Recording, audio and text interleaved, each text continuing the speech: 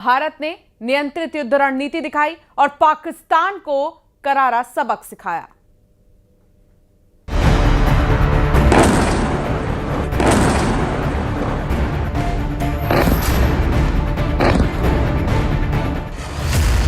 I say to the whole world, India will identify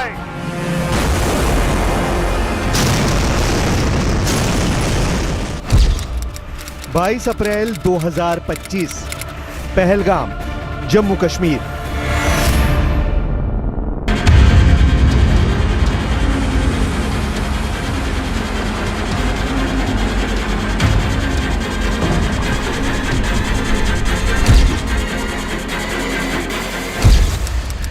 चौदह दिन बाद 7 मई 2025 आधी रात के 2 बजे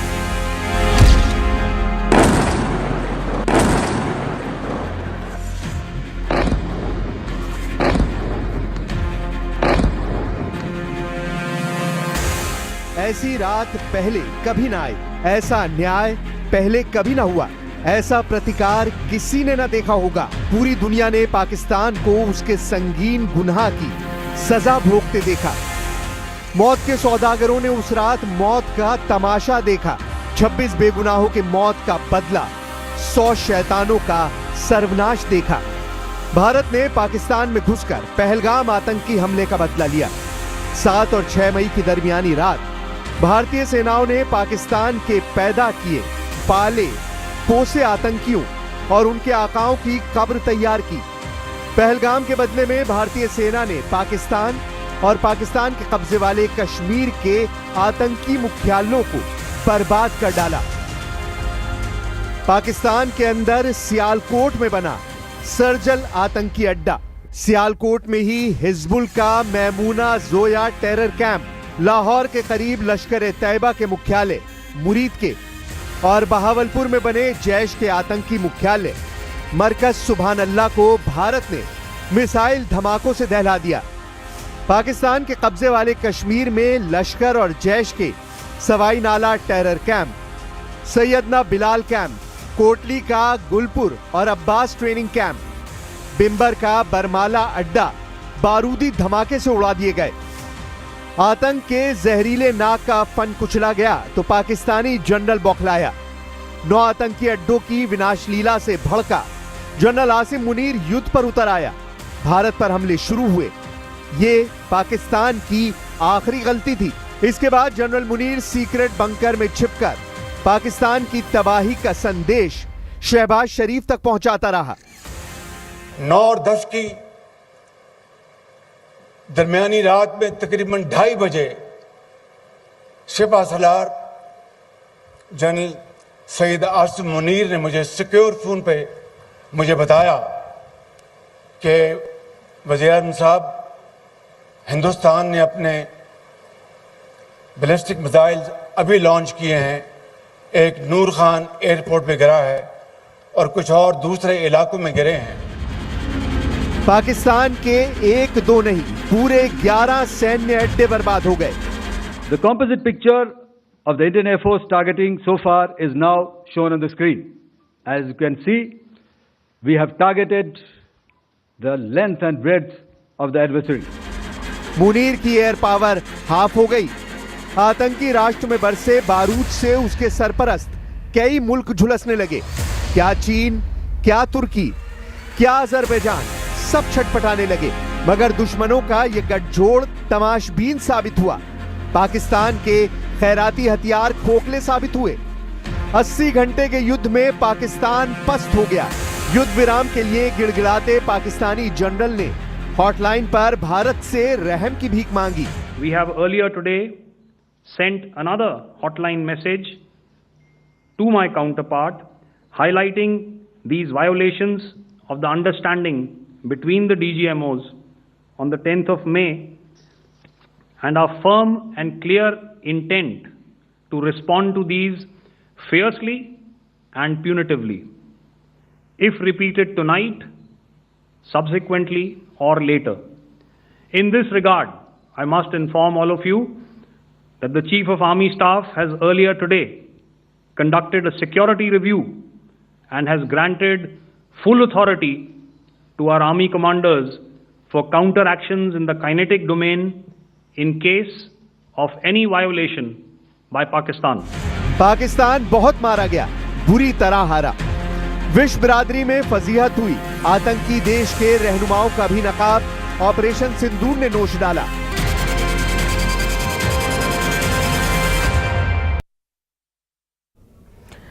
तो पहलगाम में खून से सने सिंदूर का बदला लेने के लिए 7 मई 2025 की उस रात भारतीय वायुसेना ने आसमान में तूफान खड़ा कर दिया। ऑपरेशन सिंदूर की सफलता में भारत ने कुछ ब्रह्मास्त्र का इस्तेमाल किया, जिसमें राइफल, फाइटर जेट्स ने जो है स्कैल्प क्रूज मिसाइल और हैमर स्मार्ट बॉम्ब से दुश्मन के ठिकानों को ठीक निशाना बनाया। सुखोई 30 MKI ने ब्रह्मोस की आग उगली। S-400 सुदर्शन और आकाश एयर डिफेंस सिस्टम ने आसमान को लोहे का पर्दा बना दिया। लेजर गाइडेड बॉम्ब, कॉमिकेज ड्रोन और L-70 एयर डिफेंस गन जैसे हर हथियार ने अपनी अपनी भूमिका निभाई। ये थे भारत के ब्रह्मास्त्र, जो ना सिर्फ आतंकियों के अड्डों को राख कर गए, बल्कि पाकिस्तान की हवा में भी अपनी ताकत का संदेश दे गए। तो यह ताकत का संदेश दिया गया कैसे? पीएम मोदी ने यह फैसला लिया क्योंकि ऑपरेशन सिंदूर के पीछे की राजनीतिक इच्छा शक्ति भी दिखी। राजनीतिक जिम्मेदारी लेते हुए सेना को बिना किसी शर्त के कार्रवाई का आदेश दिया गया। इसी पर एक रिपोर्ट आपको दिखाते हैं।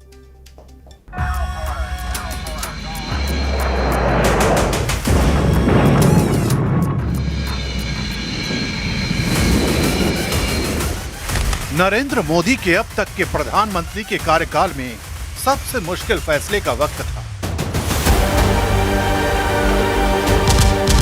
पहलगाम में आतंकी हमला हुआ और पाकिस्तान से आए आतंकवादियों ने धर्म पोछ कर लोगों की गोली मारकर हत्या की।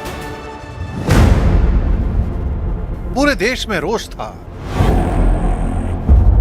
बदला लेने और सबक सिखाने के लिए मोदी से अपील की जा रही थी।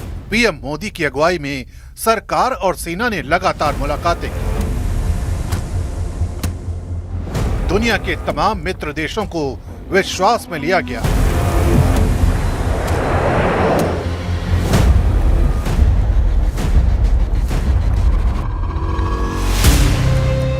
देश में भी राजनीतिक दलों को विश्वास में लिया गया और उसके बाद प्रधानमंत्री नरेंद्र मोदी की अगुवाई में जो हुआ, उसने दुनिया को संदेश दिया कि अगर भारतीय नारियों के सिंदूर को मिटाने की कोशिश होगी तो उसकी कीमत दुश्मन के लिए इतनी ज्यादा होगी कि वो फिर अपने फन को नहीं उठा पाएगा। ऑपरेशन सिंदूर ने आतंक के खिलाफ लड़ाई में एक नई लकीर खींच दी है। एक नया पैमाना, न्यू नॉर्मल तय कर दिया है। पहला, भारत पर आतंकी हमला हुआ तो मुंह तोड़ जवाब दिया जाएगा। दूसरा, कोई भी न्यूक्लियर ब्लैकमेल भारत नहीं सहेगा। तीसरा, हम आतंक की सरपरस्त सरकार और आतंक के आकाओं को अलग अलग नहीं देखेंगे। तिरंगे का सम्मान सबसे ऊपर है। देश का गर्व सबसे ऊपर है। महिलाओं के सिंदूर का सम्मान पीएम मोदी के लिए सबसे ऊपर है। यही वजह है कि उन्होंने इस ऑपरेशन का नाम ऑपरेशन सिंदूर दिया और ये जाहिर भी कर दिया कि ऑपरेशन सिंदूर लगातार जारी है। मतलब साफ है कि आगे भी अगर किसी ने ऐसी हिमाकत की तो ऑपरेशन सिंदूर एक्टिव होगा और हमले का जवाब कई गुना बड़े हमले से दिया जाएगा।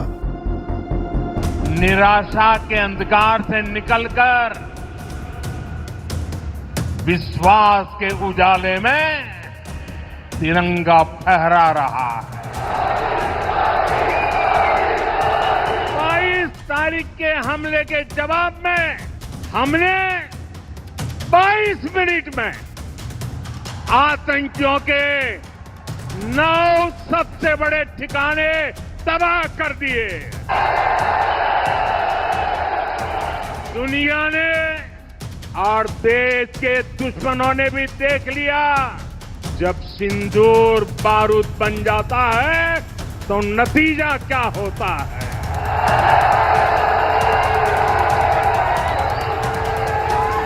और आर्मी के सभी जाबाजों,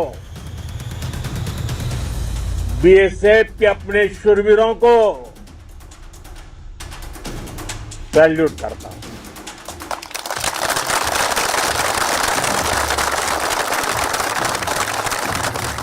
आपके पराक्रम की वजह से आज ऑपरेशन सिंदूर की गूंज हर कोने में सुनाई दे रही है।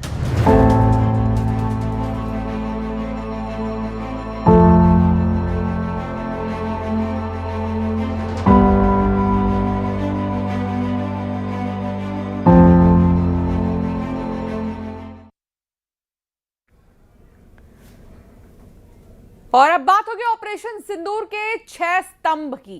कैसे ऑपरेशन सिंदूर के जरिए भारत ने एक अलग संदेश दिया, एक एक मोर्चे पर ऑपरेशन सिंदूर सफल होता देखा गया। देखिए।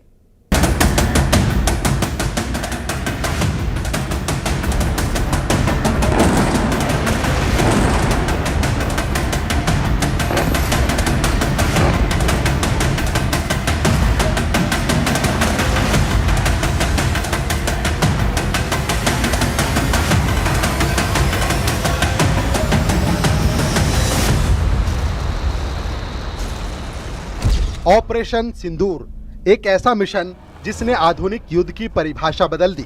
सिर्फ ताकत नहीं, बल्कि रणनीति, सटीकता और नियंत्रण का एक नया उदाहरण भारत ने पेश किया। ऑपरेशन सिंदूर सिर्फ एक बदला नहीं, बल्कि एक मैसेज था कि कैसे भारत ने 6 स्तंभ में ऑपरेशन सिंदूर के जरिए संदेश दिया। ऑपरेशन सिंदूर के 1 साल होने पर आज एक एक कर 6 स्तंभ पर बात करेंगे। ऑपरेशन सिंदूर के 6 स्तंभ। नियंत्रित युद्ध, पाकिस्तान के अंदर गहराई तक हमला, पाक में ज्यादा नुकसान, भारत में प्रभाव नहीं। एकता, आत्मनिर्भरता, स्वदेशीकरण, राजनीतिक इच्छा शक्ति, पूरे देश की भागीदारी। आज के कई युद्ध लंबे खिंच जाते हैं क्योंकि उनके लक्ष्य और एग्जिट प्लान नहीं होते। ऑपरेशन सिंदूर में भारत ने शुरू से ही साफ लक्ष्य तय किए, जिसमें नियंत्रित युद्ध, आतंकियों और उनके समर्थकों का खात्मा करना, नागरिकों को नुकसान न पहुंचाना। भारत ने बहुत सटीकता और योजनाबद्ध तरीके से हमला किया और केवल 88 घंटों में अपने लक्ष्य को पूरा करके खुद ही ऑपरेशन समाप्त कर दिया। ये दिखाता है कि भारत कंट्रोल्ड और सीमित युद्ध की क्षमता रखता है। लश्कर-ए-तैयबा, जैश-ए-मोहम्मद, हिजबुल मुजाहिदीन के ठिकाने नष्ट किए, सियालकोट, बहावलपुर जैसे मुख्य इलाकों तक पहुंच बनाई। भारत ने पाकिस्तान और पाक अधिकृत पीओके में 9 बड़े आतंकी ठिकानों को निशाना बनाया। 100 से ज्यादा आतंकियों को खत्म किया गया, जिनमें बड़े नाम भी शामिल थे। इससे ये संदेश गया कि किसी भी जगह आतंकियों को सुरक्षित पनाह नहीं मिलेगी। भारत ने पाकिस्तान को भारी नुकसान पहुंचाया। भारत में लगभग कोई नुकसान नहीं हुआ। वायुसेना ने 23 मिनट में मिशन पूरा किया। आमतौर पर युद्ध दोनों देशों को नुकसान पहुंचाता है, लेकिन यहाँ ऐसा नहीं हुआ। भारत के एयर डिफेंस सिस्टम ने दुश्मन के ड्रोन और मिसाइलों को रोक दिया। सेना, वायुसेना और नौसेना ने मिलकर काम किया। भारत ने खुद के हथियारों पर भरोसा किया। अधिकतर तकनीक देश में बनी। ब्रह्मोस, आकाश, तेजस जैसे स्वदेशी सिस्टम का उपयोग किया गया। भारत अब रक्षा उत्पादन में काफी हद तक आत्मनिर्भर हो चुका है। आतंकियों पर सटीक हमला करो, नागरिकों को नुकसान न हो। नेतृत्व ने पूरी जिम्मेदारी ली और कूटनीतिक स्तर पर भी पाकिस्तान को अलग थलग किया। इससे भारत ने पहली बार पाकिस्तान के अंदर गहराई तक कार्रवाई की। निजी कंपनियां और स्टार्टअप्स ने ड्रोन और तकनीक दी। इसरो ने सैटेलाइट से निगरानी की। सरकार ने फेक न्यूज और प्रोपेगेंडा को रोका। ये सिर्फ सेना का ऑपरेशन नहीं था, बल्कि पूरे देश का प्रयास था। सभी एजेंसियां और विभाग एक साथ काम कर रहे थे, जिससे ऑपरेशन और ज्यादा मजबूत हुआ। यही वजह है कि भारत ने दुश्मन को भारी नुकसान पहुंचाया, जबकि खुद सुरक्षित रहा। Bureau report, news 18, UP Uttarakhand.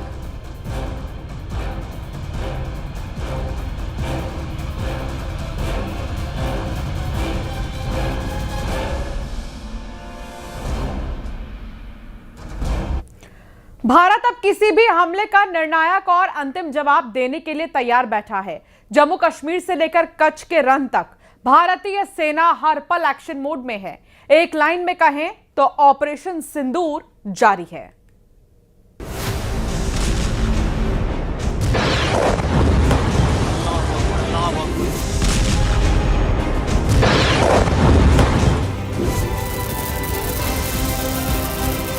Bharat का मत एकदम स्पष्ट है। टेरर हमारे लोकप्रिय नेता और विधायक